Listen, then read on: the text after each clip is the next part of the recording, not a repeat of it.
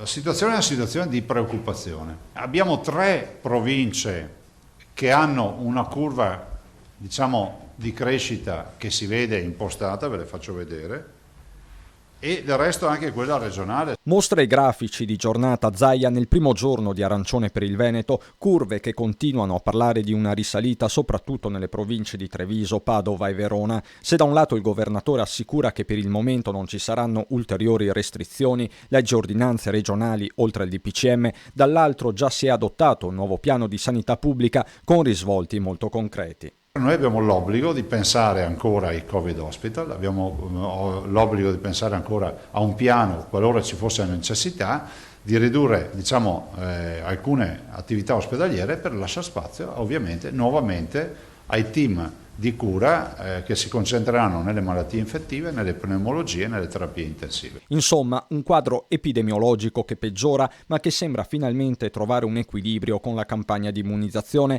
anche grazie alle novità di giornata sul fronte del vaccino AstraZeneca. Da questo istante noi vacciniamo tutte le classi di età, ovviamente salvo che non ci siano comorbidità o patologie tali per cui comunque devi avere, diciamo, delle precauzioni con AstraZeneca. Capite che in questa maniera cambia ancora nuovamente il piano vaccinale. Piano vaccinale che coinvolgerà gli specializzandi e i medici di base che nelle prossime ore avranno un incontro con la regione. Una catena di montaggio sul modello israeliano, dice Zaia, con l'apertura dei centri vaccinali anche la domenica. Noi dobbiamo arrivare a inoculare più vaccini possibili.